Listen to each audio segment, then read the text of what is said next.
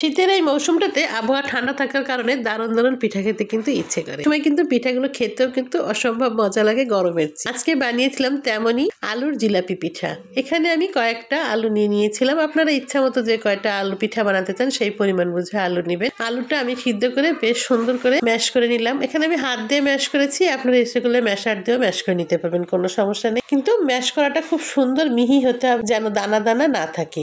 দানা দানা থাকলে কিন্তু পিঠার ভিতর দানা দানা লাগবে। এর জন্য একেবারে হাত দিয়ে মিহি ভাবে চটকে নিতে হবে, যেন চটকে চটকে একদম মিহি হয়ে যায় সেভাবে। দানা দানা থাকলে কিন্তু পিঠাটা ভালো হবে না। তারপরে দিয়ে দিলাম এখানে অল্প সামান্য ময়দা, যতটুকু আমার একটা খামির তৈরি করতে যেরকম লাগে সেরকম ভাবে ময়দাটা নিয়ে নেবেন।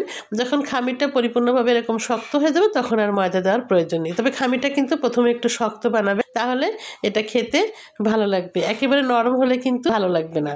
এই যে খামিরটা কিন্তু আমার রেডি হয়ে গেছে। 10 মিনিট আমি এটাকে রেস্টে রেখে দিয়েছি। তারপরে হাতে একটু তেল দিয়ে খামিরটাকে আমি আরো সুন্দর করে মেখে নিতে হবে। তারপরে আমি ছোট ছোট ডো আকৃতি তৈরি করে নিয়েছি। ভিডিওটা আমার স্কিপ হয়ে গেছে, এই জন্য দেখাতে পারলাম না বলে দুঃখিত বন্ধুরা। তারপরে আমি যে ছোট ছোট ডো তৈরি করেছিলাম সেগুলোকে এরকম লম্বা ফিতার মতো তৈরি করেছি। দেখুন এভাবে হাতে একটু তেল মেখে মেখে, যেহেতু আটাটা নরম সেহেতু এটা বেলা যাচ্ছে না, এরকম হাতে লম্বা ফিতার মতো তৈরি করে এভাবে একটা পেঁয়াজ দিয়ে দিলাম। পেঁয়াজ দিয়ে লাস্টে মুখটা কিন্তু ওইটার সাথে আটকে দিতে হবে যেন খুলে না যায়।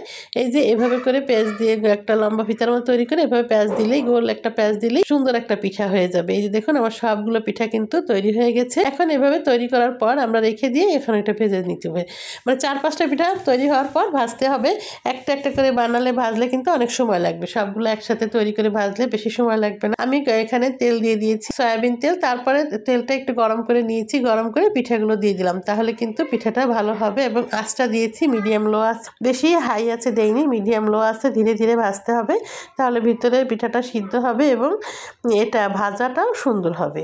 তাড়াহুড়ো করা যাবে না, খুব ধীরে সুস্থে সুন্দর করে ভাজলে পিঠাটা ভাজা কিন্তু সুন্দর হবে। তাহলে এর ভিতরে আমি যে রসটা দিব, রসটা খুব ভালো করে ঢুকবে, কারণ জিলাপিটা যদি নরম না হয় তাহলে কিন্তু খেতে ভালো লাগে না। আর এটার যদি সুন্দর করে ভাজা হয় তাহলে এর ভিতরে রসটা কিন্তু ভালোভাবে ঢুকবে, আর এই আলুর জিলাপিটা খেতেও কিন্তু অসম্ভব মজা লাগবে। আমি কিন্তু এখানে চিনি দিয়ে একটা চিনি শিরা করে নিয়েছি।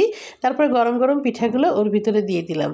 এই যে সবগুলো পিঠা যেহেতু এখনও ভাজা হয়নি, আমি আর এক ব্যাচ ভাজবো, ভাজার পরে সেগুলো এখানে দিয়ে দিব। এই যে আমি আর এক ব্যাচ 3টা পিঠা রয়েছে, এগুলোকে ভেজে ওখানে দিয়ে দিব। দিলেই পিঠাটা কিন্তু গরমে অনেকক্ষণ জাল দিতে হবে, বেশ আধা ঘন্টা মতো আমি একদম লো আছে ঢাকনা দিয়ে ঢেকে জাল দিয়েছি। জাল দেওয়ার পরে সব রসগুলো কিন্তু পিঠার ভিতর ঢুকে গেছে।